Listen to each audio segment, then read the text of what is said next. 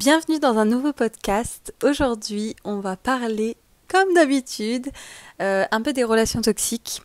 Alors plus précisément, aujourd'hui, on va aborder le terme de l'argent dans les relations toxiques et plus particulièrement encore le thème de l'argent dans les relations toxiques avec les parents. Alors, je pense que certains des points que je vais aborder vont pouvoir être retranscrits dans des relations toxiques avec d'autres personnes, mais je pense qu'avec les parents, c'est vraiment là où vous allez le mieux le comprendre, où ça fait le plus de sens et où c'est le plus simple à mettre en place. Alors comme d'habitude, je parle d'expérience personnelle, mais pas que, et j'ai été hallucinée de voir à quel point l'argent était au centre de quasi toutes les histoires de relations toxiques avec mes coachés. Je me suis dit, mais c'est pas possible, ça montre à quel point le schéma c'est quasi toujours le même. L'argent en fait partie au final. Alors, si ça fait pas partie de ta relation toxique avec tes parents ou avec quelqu'un d'autre, tant mieux, on va pas se rajouter des problèmes. Tu verras qu'on peut utiliser l'argent de différentes façons pour mettre une certaine pression ou pour créer une certaine dépendance, pour faire en sorte que vous ayez du mal à sortir des relations toxiques avec vos parents. On peut l'utiliser de différentes façons, mais avant de vous expliquer lesquelles, j'aimerais vraiment vous expliquer de pourquoi ça marche aussi bien. Alors tout simplement, encore une fois avec les parents, quand on est, c'est les piliers qu'on a dans notre vie. Que ce soit les parents ou la famille très proche, par exemple, si vous avez des frères et sœurs. Mais quand même, les parents, c'est quand même ceux qui ont cette image-là du protecteur, cette image-là de « je serai toujours là pour toi, tu es mon enfant ». Enfin vraiment, on grandit et toute notre éducation est faite avec nos parents. Donc ils ont une place très très très importante dans même la construction de notre identité. Ou la construction du rôle plutôt qu'on a dans la famille. Alors si tu veux en savoir un peu plus sur ce que je pense du rôle et de l'identité, je te renvoie vers mon podcast qui en parle sur la perte d'identité.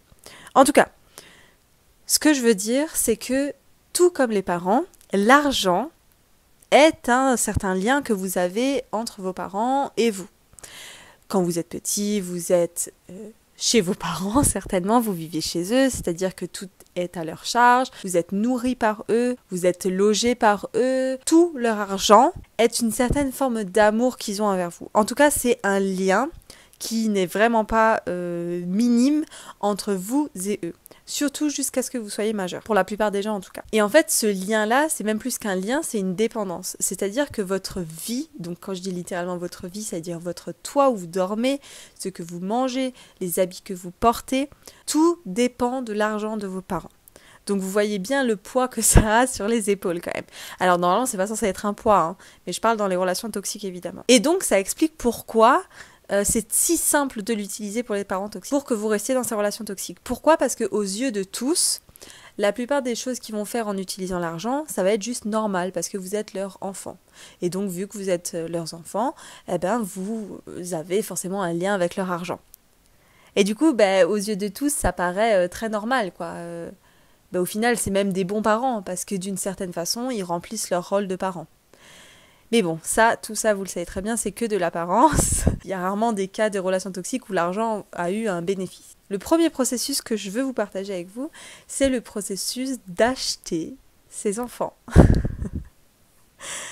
Alors, c'est un processus qui est très simple parce que c'est juste une petite déviance du fait de faire comme la plupart des parents font. C'est-à-dire que ce que la plupart des parents font, c'est qu'ils vous nourrissent, qu'ils vous logent, etc., comme je vous l'ai dit, tout simplement parce que vous êtes leurs enfants. Pas parce qu'ils le doivent, c'est parce que tout simplement, vous êtes leurs enfants. Donc c'est normal. C'est pas quelque chose de supplémentaire. C'est pas vous devez les remercier pour ça et être... leur devoir quelque chose toute leur vie. Non, c'est juste normal. À partir du moment où tu veux un enfant, tu dois assumer ça. Il n'y a rien d'exceptionnel au fait de donner un toit à son enfant, au fait de lui donner à manger. Quand je dis il n'y a rien d'exceptionnel, je ne veux pas dire que ça ne requiert pas de travail. J'en ai conscience. Ce que je veux dire, c'est que c'est normal. Ça doit être fait. Et c'est pas parce que vos parents le font que c'est des parents extraordinaires. C'est juste des parents. Voilà, comme vous, j'en suis quasi sûre que si vous voulez des enfants plus tard, si vous en voulez, ça vous paraît juste logique qu'il faudrait que vous le nourrissiez, que vous le logiez et tout ça et tout ça. C'est juste normal en tant que parent. Mais en fait, elle est où la déviance ? Elle est de vous faire croire que c'est quelque chose d'exceptionnel. Et de vous faire croire même plus que tout ça, que c'est synonyme d'amour. Alors, évidemment que quand on aime quelqu'un, beaucoup de personnes ont envie de leur offrir des cadeaux, tout ça, c'est bien, mais c'est un bonus. C'est jamais la seule chose qui prouve qu'une personne vous aime. Il y a un exemple très précis que beaucoup de personnes connaissent, c'est par exemple, on a l'image en tête des hommes très très riches qui laissent leur femme seule à la maison, mais qui leur laissent leur carte bleue. Ah bon, bah du coup, c'est qui m'aime. Et pourtant, on a tous conscience que ces relations, elles sont pas très très saines, parce que au final, niveau amour, niveau relation humaine, il n'y a pas grand-chose qui se passe, quoi. Bon, dans ce type de relation, dans certains cas, c'est choisi, et dans certains cas, les gens y trouvent leur compte. Mais c'est certainement pas les relations qu'on a envie d'avoir avec nos parents. Et les parents, qu'est-ce qu'ils font? C'est qu'ils vont jouer avec l'argent et l'utiliser comme outil. C'est-à-dire que si un jour ils vont vous gueuler dessus très fort, ou vous reprocher quelque chose, ou tout simplement ils se rendent compte que vous êtes en train de vous douter de quelque chose, que vous avez envie de partir, que quoi que ce soit ou quoi que ce soit, eh ben ils vont vous acheter. Alors quand on est enfant, c'est très simple, parce que quand on est enfant et que notre papa, il n'était pas là, ou qu'il a oublié notre anniversaire, eh ben s'il vous dit « Oh, mais c'est pas grave, on va aller au McDo », ou alors je vais t'acheter ton jouet préféré, eh ben on se dit « Oh, ben c'est mon papa amoureux, quoi, je l'aime de tout mon cœur, c'est ma maman, je l'aime de tout mon cœur, merci, merci, merci, c'est bon, c'est pardonné ». Quand on est enfant, c'est très simple, et c'est d'autant plus simple que ça rentre dans un mécanisme. C'est d'autant plus simple qu'on y soit habitué, en fait, et que du coup, on ne voit plus le mal à ça. Mais quand on est adulte, soit on peut y être vraiment dépendant et vraiment penser que c'est parce qu'ils nous aiment qu'ils font ça. Alors ça peut être le cas, mais encore une fois, c'est pas vraiment la question, c'est plutôt les conséquences. Est-ce que quand on aime quelqu'un, on ne fait que ça? Je ne pense pas. Et de l'autre côté, on peut être totalement dépendant, mais sans le vouloir. C'est-à-dire qu'on a peur de s'en détacher et on se rend compte à quel point c'est vicieux en fait. Et pour autant, c'est souvent des parents qui ne savent pas communiquer, par exemple, des parents qui ne savent pas comment aimer, en fait. Ils vont se dire, bon, j'ai de l'argent, alors autant leur en faire profiter. Alors, on n'est pas ici en train de se plaindre du fait que nos parents ont de l'argent. On n'est pas en train de se plaindre que nos parents veulent nous acheter des cadeaux. Ce dont on se plaint, c'est la façon dont on utilise l'argent pour nous avoir. Voilà, donc comme j'ai dit, ce premier processus, c'est d'acheter son enfant, c'est en fait de tout pardonner parce qu'à la fin, tu as un petit jouet, de tout pardonner parce qu'à la fin, au final, je te paye ton loyer, de tout pardonner parce qu'à la fin, je vais te faire les courses. Du coup, on peut se permettre de tout faire parce qu'au final, on a la carte bleue. J'aimerais quand même mentionner un exemple supplémentaire où l'argent, le fait d'acheter ses enfants et le fait que c'est très simple d'être dépendant de cet argent-là et d'être capable de faire des choix qu'on n'a pas envie de faire dans notre vie, mais qu'on fait parce qu'il y a cet argent, parce qu'il y a la pression des parents, avec l'argent aussi. Un des exemples qui parlera à beaucoup de personnes, je pense, c'est le choix des études. Je vois certaines de mes coachées, mais même d'autres personnes en fait, qui vont faire des choix dans leur vie. Alors ça peut être le fait d'acheter cette voiture-là ou d'acheter cet appartement-là ou même d'aller vivre là-bas ou le fait tout simplement avec les études, je pense que c'est le plus représentatif, de choisir des études qui ne leur correspondent pas juste parce que les parents veulent bien nous aider pour ces études-là. Typiquement, toi ton rêve c'est d'aller faire une école de mode qui est en plus de ça privée. Et donc tu as besoin d'argent, c'est vraiment ton rêve, mais tes parents ils aiment pas du tout ça, et ils te disent écoute, moi je veux bien aller te payer une école encore plus chère, mais je sais pas moi, d'économie, et donc du coup je te payerai même l'appartement, je te payerai les trajets, et je te donnerai même de l'argent de poche.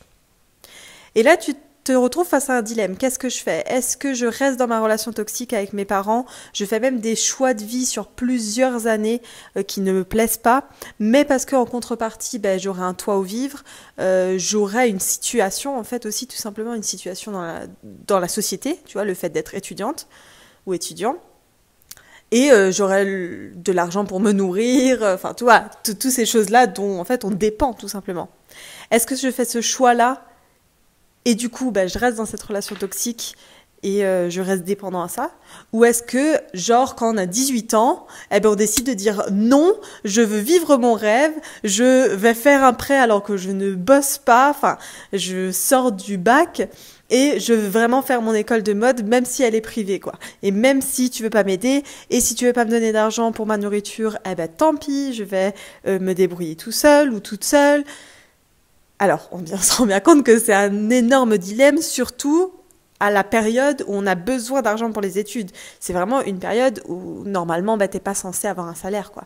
Après, bien sûr, comme je l'ai dit, il existe des solutions. Il existe la solution de pas faire d'études pendant 1 an et d'économiser, des solutions, je sais pas moi, de bourse, des choses comme ça.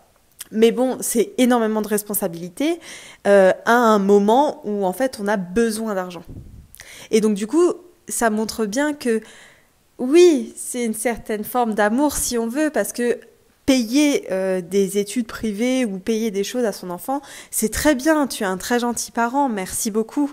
Mais l'utiliser juste pour que ce soit des choix qui font en sorte que la personne reste proche de toi, que la personne est dépendante, qu'elle n'arrive pas à en partir, qu'elle n'arrive pas à prendre ses propres décisions dans sa vie et que tu gères sa vie, eh ben c'est toxique en fait. Donc c'est pas du tout la même chose. Voilà, je voulais juste rajouter ce petit exemple dans le fait d'acheter, de créer une dépendance, tout ça, parce que je pense qu'il pourra parler à beaucoup de personnes. Voilà, ça c'est la première chose. Si tu es dans ce cas-là, je t'invite tout simplement à réfléchir là-dessus de est-ce que tu veux vraiment cet argent?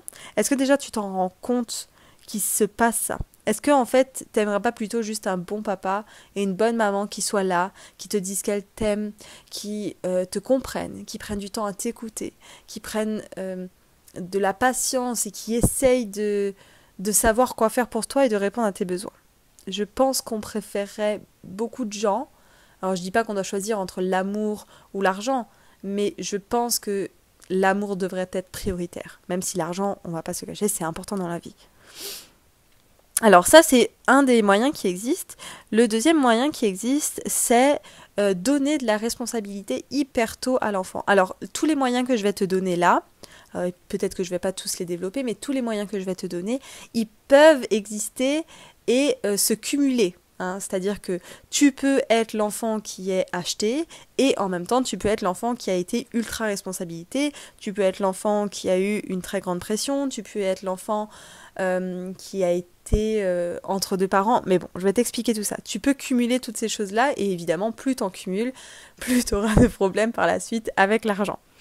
Alors, qu'est-ce que je dis par responsabiliser trop rapidement son enfant? En fait, quand on est enfant, on n'est pas censé capter que l'argent, c'est compliqué. Alors d'une certaine manière, on peut le capter d'une façon très très saine, on peut avoir des parents qui nous expliquent, qui nous disent voilà, ça c'est un problème qui peut exister dans la vie, on peut s'en sortir comme ça, il y a ça, regarde je te montre, ça peut être très sain comme rapport. Mais on n'est pas censé subir la pression des adultes, surtout si eux-mêmes ne la subissent pas et qu'ils la reposent sur vous. Alors je vais vous donner 2 exemples qui peuvent être plutôt parlants. Le premier exemple, c'est par exemple pour des parents divorcés. Des parents divorcés, voilà, on va imaginer qu'il y a la mère à un endroit, il y a le père qui habite à un autre endroit, et ils vont vous charger tous les deux en fait de responsabiliser l'argent dû au divorce. C'est-à-dire que par exemple, je dois te donner une pension alimentaire. Bon oui tu sais moi je peux pas faire confiance à ta mère, ou oui tu sais ton père lui il sait jamais gérer l'argent, j'ai peur, tu sais on s'aime plus, nanana nanana, donc maintenant je vais te donner toute la pension alimentaire alors que tu es une enfant, ou alors maintenant je te demande de regarder ce que ton père fait avec l'argent que je lui donne, de surveiller, tu viens me le rapporter.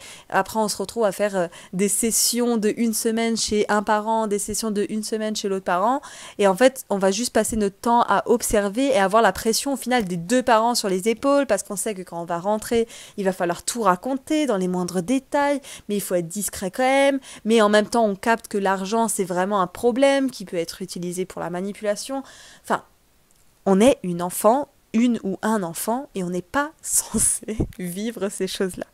Et ces choses-là, le fait d'avoir une responsabilité beaucoup trop tôt avec l'argent, et en plus entre 2 relations, comme je t'ai expliqué, ça crée des peurs en fait. Ça crée des peurs dans le futur de on veut trop faire attention à l'argent, ou au contraire on en a marre, mais bon ça on y reviendra plus tard. Le deuxième exemple que je voulais te donner de responsabilité qu'on peut avoir, c'est par exemple vous avez des frères et sœurs ou même un parent, et le parent est trop dépensier. Ça, c'est un truc qui se passe beaucoup. Donc, l'autre parent est trop dépensier, ou alors l'autre sœur ou l'autre frère est trop dépensier. Et en fait, ce qu'on va pouvoir vous faire, c'est dire que le budget de la famille est en péril. Le budget de la famille ne va pas bien à cause de cette personne. Et donc, vu qu'il ne va pas bien à cause de cette personne, il faut que tu comprennes implicitement que toi, tu n'as pas le droit à cet argent. Et en plus, c'est extrêmement... ça marche très bien avec le favoritisme. Il y a un double sentiment qui arrive. Il y a ce sentiment de responsabilité qui arrive de « je suis une enfant, mais je dois comprendre que le budget de la famille, je dois le gérer en ne pas le dépensant en fait, parce que j'ai une sœur ou j'ai un père ou peu importe qui est trop dépensier. Donc c'est à moi de prendre la responsabilité de l'argent, responsabilité que l'adulte qui dépense trop n'arrive pas à prendre. Mais moi, en tant qu'enfant, je suis censée le prendre. Ça, c'est le premier sentiment qui nous arrive. Et le deuxième sentiment qui peut nous arriver, c'est le favoritisme. Et du coup aussi, le fait qu'on a besoin d'amour. Parce que comme tu l'as compris, on se dit argent égale forcément amour. Parce que argent égale attention. Et donc du coup, si on a quelqu'un de trop dépensier et qui prend tout l'argent de la famille, on se dit que forcément, la personne toxique favorise la relation avec cette personne. Elle l'aime plus que nous. Et du coup, on se sent en plus de ça délaissé. Donc, on est non seulement responsabilisé, mais en plus de ça, on est délaissé. On a un manque d'amour, donc un besoin d'amour qui va certainement se mettre en avant un peu plus tard dans votre vie, ou même peut-être déjà maintenant, parce que c'est ce que fait le favoritisme en fait. Et en plus de ça, on pourra développer des peurs avec l'argent. Donc voilà, là je vous ai cité deux méthodes en fait qui existent autour de l'argent pour un peu manipuler, pour vous créer des peurs et en même temps pour vous tenir au sein de la famille. Le troisième et le dernier cas que j'aimerais vous dire, même si en fait là dans les deux, trois cas que je vous ai dit, il y a plusieurs cas en fait.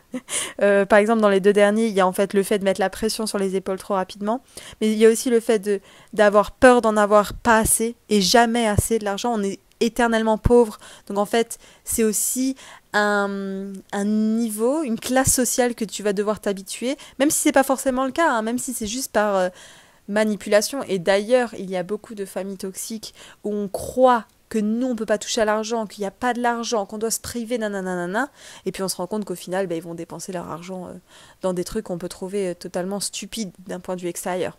Après je veux pas faire de jugement de valeur, et je vais exprès prendre un cas qui n'est pas le mien. Il y a beaucoup d'enfants dans des relations toxiques qui vont pas avoir, qui vont devoir se priver. Et en attendant, on va voir leurs parents qui tombent dans de l'alcoolisme ou qui tombent dans de l'addiction aux cigarettes ou à d'autres choses, à la drogue. Alors je dis pas que c'est pas des maladies, hein, mais je dis juste qu'au final, l'argent, il est plus ou moins là. Mais on voit en tant qu'enfant qu'il n'est pas là pour nous. Donc voilà, et en même temps, on sait que même s'il y a de l'argent, on est quand même éternellement pauvre. Donc c'est aussi une identité qui se crée autour de l'argent.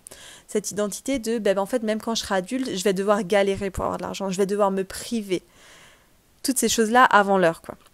Et ce qui n'est pas forcément vrai. Donc il y a ce truc-là, cette peur de ne pas en avoir assez, et il y a ce truc de mettre la personne au milieu des décisions parentales. Donc finalement, en un exemple, je vous ai résumé 3 cas possibles de 3 méthodes en fait qui existent pour utiliser l'argent dans des relations toxiques, pour qu'elle crée des peurs et pour qu'elle crée de la dépendance. Alors après, je vais vous expliquer un peu plus l'histoire de la dépendance, et d'ailleurs on va y arriver, mais ma transition est parfaite. Alors, lui faire croire qu'on ne peut pas être vraiment indépendant. Donc quand je dis ne peut pas être vraiment indépendant, c'est que d'une certaine façon, on peut tomber dans des cas, si on est typiquement l'enfant qui est acheté par ses parents, c'est très simple en fait d'y être accro. Et c'est très simple aussi de ne pas savoir, alors j'ai pas envie de dire ne pas gérer l'argent, mais ne pas savoir tout ce qu'il y a autour de l'argent quand on est adulte. Ce que je veux dire par là, c'est qu'on peut savoir gérer l'argent si on nous donne un budget, mais c'est pas pour ça qu'on sait tout ce qu'on a à faire avec l'argent quand on est adulte. C'est typiquement payer l'eau, le chauffage, le gaz, un loyer, l'assurance voiture, tout ça. Et en plus, souvent, d'où l'histoire de dépendance, les parents vont vous cacher cette partie-là de l'adulte. Donc ils vont vous montrer qu'il faut être responsable avec l'argent, qu'il ne faut pas trop dépenser, mais en même temps, ils ne vous aident pas à devenir vraiment un adulte. Et ça, c'est d'autant mieux pour eux, parce que le jour où vous allez devoir devenir adulte, vous allez avoir cette identité de « je suis quelqu'un de pauvre », cette identité de « ah, mais en fait, si je suis un enfant acheté, au final, c'est très confortable de rester dans cette relation toxique ». parce que j'ai un peu d'argent, donc c'est cool. En même temps, vous avez ce truc-là de je veux devenir un adulte, je veux prendre mon indépendance, mais en fait, je sais pas du tout comment on s'y prend. Et mes parents sont pas là pour me montrer comment on s'y prend, et on me l'a jamais dit en fait. Et ça, normalement, c'est des processus qu'on apprend au fur et à mesure de notre adolescence. Le problème, c'est que quand on l'apprend au fur et à mesure de notre adolescence, on l'apprend sur 3 ans, 4 ans, enfin voilà, on a du temps. Mais quand vous devez apprendre tout ça et gérer tout ça en même temps, à un moment où vous décidez de partir de chez vos parents, allez, on va dire en 6 mois, 1 an, et encore c'est un laps de temps qui peut être long, on doit apprendre tout ça, tout ce qu'on n'a pas appris en 3 ans, on doit l'apprendre d'un coup. Donc on doit apprendre à être un adulte, donc c'est-à-dire apprendre à savoir ce qu'on doit faire avec l'argent, mais en même temps on nous a appris à responsabiliser, mais même un peu trop responsabiliser. Du coup on crée même des peurs autour des obligations qu'on a avec l'argent. Et en même temps, c'est hyper confortable en fait de rester avec l'argent de la famille. Derrière ce truc de rester avec l'argent de la famille, il y a une autre chose qui est présente, c'est que on sait très bien qu'on peut couper les liens avec la famille, c'est-à-dire, voilà, on va plus raconter toutes nos histoires, on va plus se confier, on reste très vaste, nanana. Mais l'argent, il peut être la dernière chose qu'on coupe en fait avec la personne. La dernière chose qu'on coupe, c'est que maintenant, en fait, j'ai été indépendante émotionnellement, mais maintenant je vais prendre mon indépendance financière aussi. Et de savoir que c'est la dernière chose qu'il faut couper, en fait ça fait peur. Parce qu'on sait qu'une fois qu'on le coupe, on ne peut pas revenir en arrière. Et du coup, si on ne peut pas revenir en arrière et qu'on se foire, d'habitude quand on est un enfant, qu'on se foire, que notre job il marche pas, que voilà, on n'a pas assez d'argent, ou peu importe en fait, qu'on n'a pas réussi nos études, que notre copain il nous a largués, on a envie d'aller chez maman et papa. Mais là, on sait qu'une fois qu'on prend la décision et que c'est officiel, qu'on coupe cette dernière chose avec nos parents qui est le lien financier, on ne revient pas en arrière. Et vu qu'on ne revient pas en arrière, ça fait peur de couper. Alors pour autant, c'est pas impossible, évidemment, rien n'est impossible, surtout pour partir des relations toxiques, tu t'en doutes, sinon je ferais pas tous ces podcasts et ces vidéos-là. Mais voilà, ça peut faire peur et ça crée une certaine dépendance. Et en plus, ça peut créer une dépendance aussi, même s'il n'y a pas beaucoup d'argent dans la famille. Pourquoi ? Parce qu'on peut avoir la dépendance qui est inverse. C'est-à-dire que on peut un jour gagner beaucoup d'argent et se dire « Ah maintenant, je me dois d'aider la famille. » Alors, ça veut dire qu'on a tout pour être loin de la famille. On a l'argent, on veut partir émotionnellement, mais on a ce truc de « je leur dois quelque chose ». Et je leur dois pourquoi ? Parce que eux, quand ils étaient mes parents et que j'étais une enfant, ils me l'ont donné l'argent. Sauf que comme je le rappelle au début de la vidéo, c'est normal. Vous ne devez pas d'argent à vos parents. Vous pouvez, s'il y a une relation saine en plus, c'est des choses qu'on a envie de faire naturellement, faire un cadeau, tout ça. Mais vous ne devez pas d'argent à vos parents. Et encore moins si c'est des relations toxiques. Donc c'est-à-dire qu'une fois que vous arrivez à partir, et si vous avez ce sentiment-là de maintenant, justement parce qu'ils n'ont pas d'argent et que moi j'en ai, je dois revenir dans la relation toxique pour les aider, mais en même temps, vous créez une dépendance des deux sens, tu vois, parce que eux, ils vont créer exactement la même chose. Ils vont se dire, maintenant que j'en ai, maintenant qu'elle est là, je vais encore plus utiliser ma manipulation, encore plus utiliser la culpabilité, tout ça, lui faire croire qu'elle en fait jamais assez, et au moins, elle va rester, et plus longtemps elle va rester, plus longtemps j'aurai de l'argent. Donc c'est encore plus de bénéfices pour eux si vous revenez, quoi. C'est encore plus le...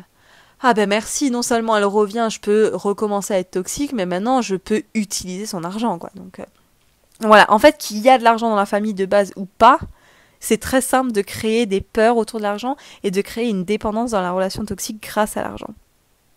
Alors comme je disais, tu peux créer des peurs qui sont des peurs de dépenser, une peur que j'ai, moi par exemple, qui sont des peurs de dépenser, des peurs d'être pauvre, ou au contraire, tu peux tomber dans des nouveaux cercles vicieux qui sont d'être trop dépensier. Alors je dirais qu'aucun des deux est vraiment bien. Je dirais qu'il faut trouver un juste milieu en vrai.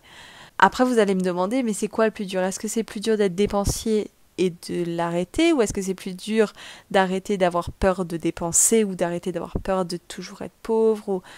C'est quoi le plus dur? Eh bien, en fait, je n'ai pas la réponse. Je pense que ça dépend de toute façon des personnes, mais je pense que ce qui est sûr, c'est qu'il faut essayer de s'en détacher et comprendre que ce n'est que des conséquences de ce que vous avez vécu et que ce n'est ni votre identité en soi et ce n'est ni quelque chose qui est censé perdurer dans le temps, en fait.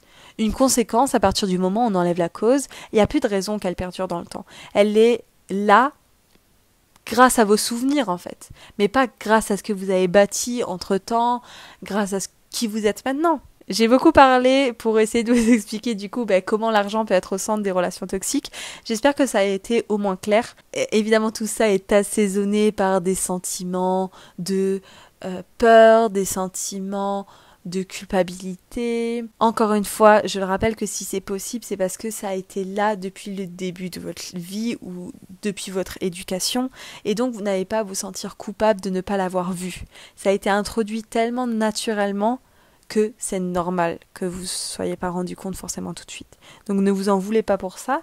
Comme d'habitude, si tu as l'intention d'approfondir un peu ce que je dis dans mes podcasts et d'approfondir en fait ta sortie vers une relation toxique ou ta sortie vers les conséquences néfastes qu'ont eu ces relations toxiques sur toi, je te propose comme d'habitude des coachings.